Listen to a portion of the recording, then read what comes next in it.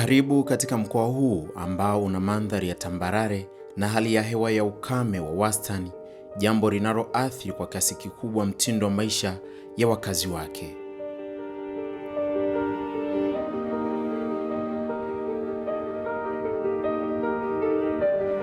Najua unatamani kujua ni mkoa gani. Si mwingine ni mkoa wa Singida ambao umekuwa ni makazi ya makabila ya asili kwa Wanyaturu, Wataturu, Warangi na Wanyiramba, Wahadzabe pamoja na Wagogo.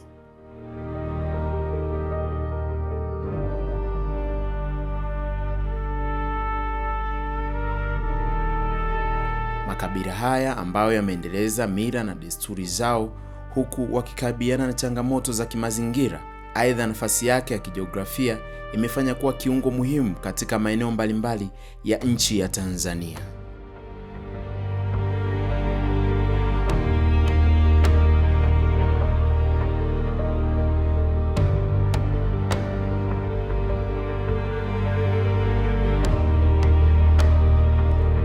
Mkoa wa Singida ni mojawapo ya mikoa ya kati nchini Tanzania unaojulikana kwa historia yake ya kipekee. Mkoa huu umekuwa na mandhari ya tambarare na hali ya hewa ya ukame ya wastani, jambo linaloathiri kwa kiasi kikubwa mtindo wa maisha ya wakazi wake. Tukija katika historia, mkoa wa Singida ulianzishwa rasmi siku ya Jumanne tarehe 15 Oktoba mwaka 1963, huku ukiwa ni miongoni mwa mikoa 15 ya mwanzo kabisa iliyoanzishwa baada ya uhuru wa Tanganyika.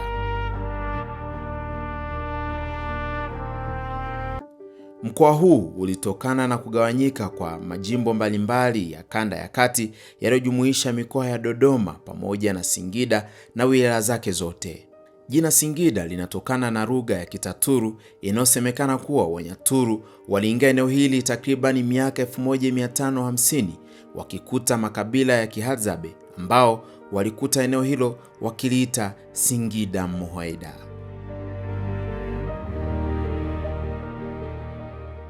Singida Mohaeda ni jina ambalo lilitumika na Wahadzabe likimaanisha mbuga yenye pundamilia wengi kutokana na uwepo mkubwa wa wanyama hao.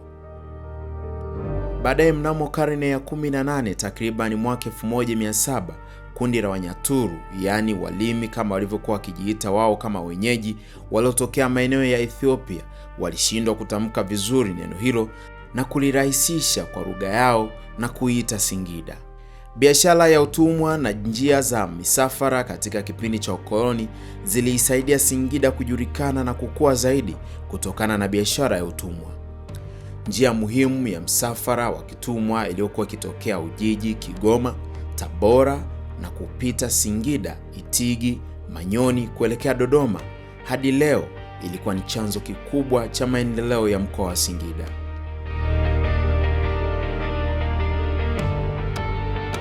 Kuonesha hivyo, hadi leo bado kuna mabaki ya kihistoria kama visima, majengo ya wapagazi ya kizamani ambayo yalitumika na watumwa katika kupitisha pembe za ndovu na bidhaa mbalimbali zilizokuwa zikitoka magharibi mwa Tanzania.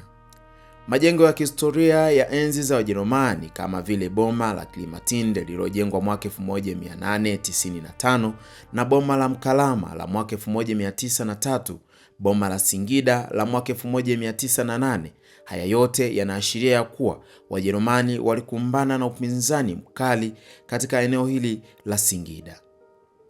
Katika historia inaonyesha kuwa Wajerumani walikumbana na upinzani kutoka kwa mwanamama ambaye alijulikana kwa jina la Litikindaka, ambaye alikuwa ni mtawala wa enzi hizo katika eneo la Singida. Hata hivyo, historia ya Litikindaka haikuisha vema baada ya kuuawa na Wajerumani na kichwa chake kupelekwa Ujerumani, lakini imebaki kuwa historia kubwa hususan katika mkoa wa Singida.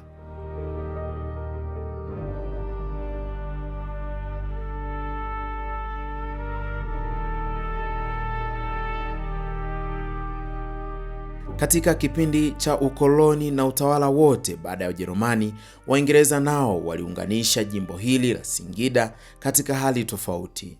Majimbo 9 ambayo yaliunganishwa likiwemo jimbo la kati ambalo lilijumuisha na Singida. Hii ni sehemu ya mfumo wa utawala wa kikoloni ambao iliunganishwa na Waingereza.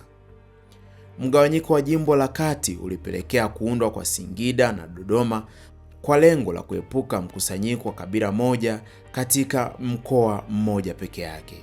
Jambo hili lilifanywa na hayati Mwalimu Julius Kambarage Nyerere ili kuondoa matabaka ya kimakabila katika maeneo ya nchi ya Tanzania, jambo ambalo limeweka umoja kati ya Watanzania wote.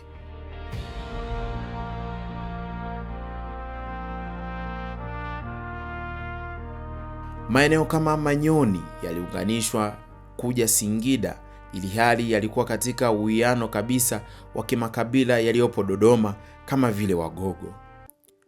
Ujumuishaji wa makabila haya kati ya Wagogo, Wanyaturu, Wasandawe na Wahazabe yaliwafanya Wanyiramba na Warangi kuwa katika kitu kimoja, hususani katika maeneo ya kijiografia.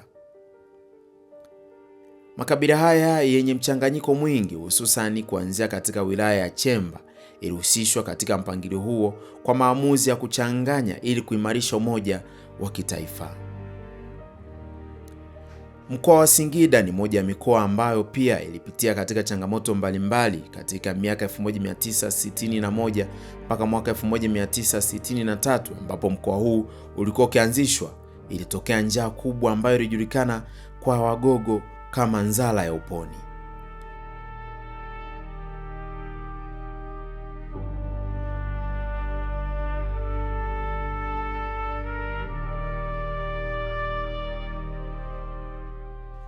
Nzala ya Uponi ilijulikana zaidi kabla na baada ya kuanzishwa kwa mkoa wa Singida, ilipokumbwa na njaa kubwa kati ya mwaka 1961 hadi mwaka 1963.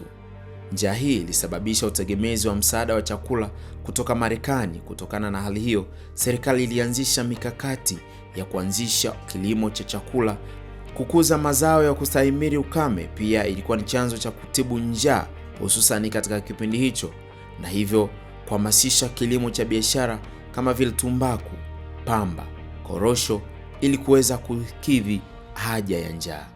Kilimo cha korosho kilijaribiwa zaidi katika upande wa Manyoni huko Singida, huku maeneo ya vichaka vya Itigi yakitengwa kwa ajili ya ufugaji wa nyuki na uzalishaji wa asali.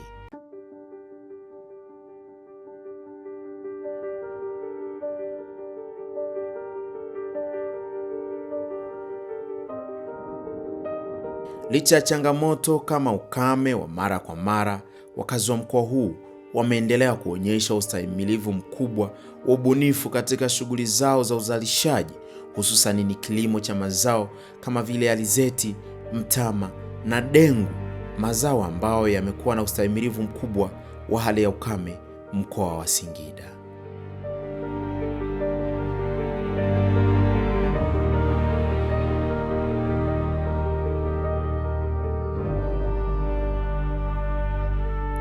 Karibu Singida, mahali penye mandhari ya kuvutia ya uwanda mpana wa tambalale, utamaduni wa kipekee na historia yenye mafundisho mengi. Mimi ni Evidence Ndayanse.